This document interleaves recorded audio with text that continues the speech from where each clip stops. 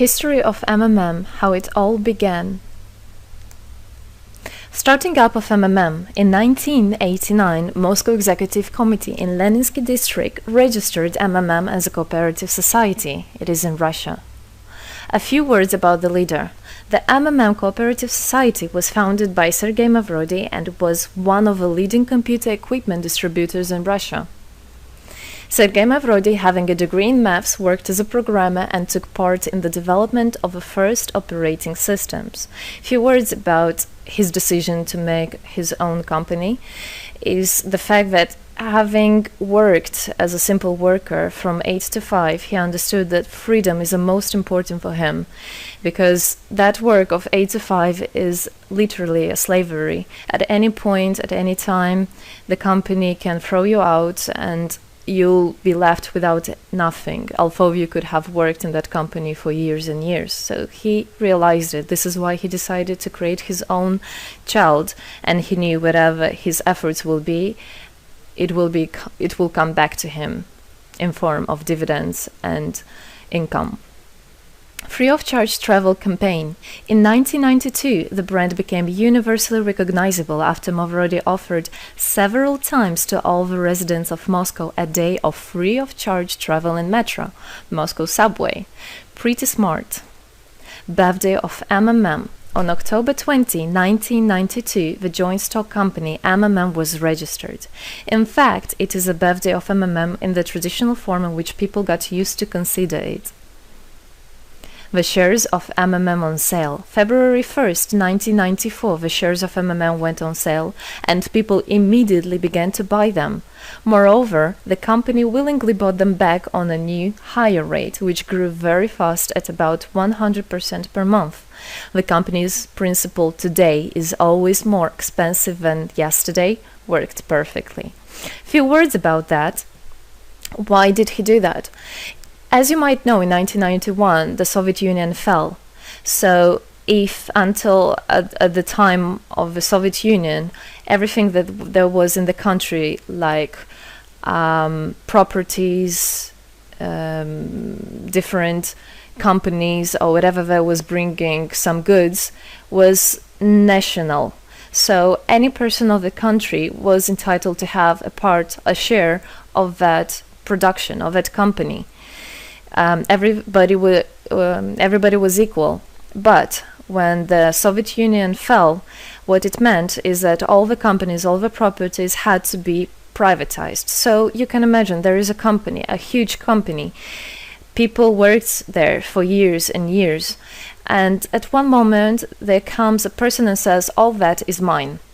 Yes, this was the case. And obviously that information, that laws about the fact that it was possible to privatize was kept only for a small group of people for obvious reasons. So a simple worker who worked in that company for years and years or all his life didn't know he can actually come and say by law that that is his. So what genius idea Sergey Mavrodi had is to sell these shares to gather the money of the people, and with this money to buy those companies. So basically, if a person has an MMM share, he would have had an exact share from the company that Sergey Mavrodi bought. For example, a company from oil and gas or something else. Obviously, he knew perfectly which companies are worth it and which companies were not. There was quite a battle there. So as you can see, his idea was great, but let's see what happens. Government is trying to hinder MMM's activities. Surprise, surprise! Planned by the Russian government, MMM 94 was intentionally collapsed. It began when tax inspectors accompanied by OMON officers passed through the crowd of depositors and went inside the central office of the company to give a notice about the planned tax inspection. Right. So obviously, the small group of people that I was talking about is the government people, is the people that have connections and so on. And they wanted, obviously, all that money, all those properties to be kept in their hands. This is how the nowadays oligarchs were made. At that moment, they had nothing. In one day, they got loads of money. And now you can know them as very rich people who made their money on the back of a nation. So obviously they did something just to provoke some panic going through the crowd. Obviously, for any financial institution, a panic is really bad. As I remind you, at that time, MMM was selling shares, was a share stock company, let's say. Mavrodi's arrest. Sergey Mavrodi was arrested on tax evasion charge. Really lame excuse. It wasn't at all like that. What happened, even the person that was in charge with giving the arrest, he told him that there was no other option for them. They had to do something, even though it was illegal what they were doing, but they had to do it as they were afraid of him. Because, as he said, another 2-3 months and in whole Russia there would be no government, no banks, nobody, only Sergey Mavrodi, that who holds the money nowadays. This is in charge. So he was arrested, and his arrest was broadcasted live on all TV channels, obviously to show off more, to show people how bad he is, and actually the government didn't do anything wrong. On the same day, there was a storm of the central office of MMM. The company was prescribed to recover 49.9 billion rubles to the budget. Huge money. The question about the money in MMM 94 is open, as no one still can give an answer where it is. The authorities simply turned a blind eye to it, although hundreds of eyewitnesses are ready to confirm, even under oath in court, that they saw 17 trucks take out cash through the back door. So unfortunately at that time there was no internet, no bitcoins, no other internet wallets, and all the money were obviously kept in cash in the MMM offices. And the government took advantage of it. They just came, took it out, and then they said nothing. Moreover, they didn't say where the money went. They even made the way to make people believe that Sergey Mavrodi was the one who took all those 17 trucks of money and disappeared. But obviously it wasn't the case. It was a simply lame excuse. Demonstrations against state authorities. August 1994. Thousands of MMM depositors affected by the artificial collapse of the pyramid protested and demanded to set Mavrodi free. Actually, Mavrodi could have used his powers and do huge, bigger protests, but he decided not to do that, as that would made as obvious a different protests of this type. Could be people injured or even killed, so he decided not to use people in this purpose. It was very noble from him to do that. MMM leader became a deputy. However, he found a way to get out of the prison. Being imprisoned, Sergey Mavrodi had managed to register as a candidate for a deputy of the State Duma and was released from prison. He won the elections by a landslide and became the deputy of the State Duma of the first convocation. So, as a deputy in Russia, they have privileges. This is why, becoming a deputy, he was set free. The State Duma is against Mavrodi. Surprise, surprise! The State Duma deputies deprived Sergey Mavrodi of his deputy plenary powers due to his permanent absence at the Duma's meetings. That incident was the only one in New Russia's history. Sergey Mavrodi wasn't interested at all in politics. It's not, he hates politics, as he said it many times. So he became a deputy only for the reason to get out of a prison. That's it. He wasn't interested to go at their meetings, as he himself considered as well the people there as being quite silly and not worthy to spend time with. But this was another lame excuse for them to deprive him by saying that he is absent. A candidate for presidency. The Central Election Commission registered the authorized representatives of the initiative group that had nominated Mavrodi as a candidate for the president of Russia, but subsequently rejected a significant part of the signatures in the support of a candidate, and his registration was renounced. So, for obvious reasons, they did that again. They weren't interested into having a fair president, a fair leader on top of their head. Revival of MMM, January 2011. Sergey Mavrodi renounced launching a new launching a new project of MMM 2011. Together we change the world. Previously, there were simply no analogs of similar systems in the world. The film about MMM, the launch of the project fell in the same time interval with the release of Russian film about MMM Pyramid, the plot of which is based on the eponymous book in which the history of MMM is disclosed by Sergey Mavrodi. So he wrote a book, and there is a movie which I highly recommend you to watch. You can find it online on YouTube. MMM is building a new, fair financial order.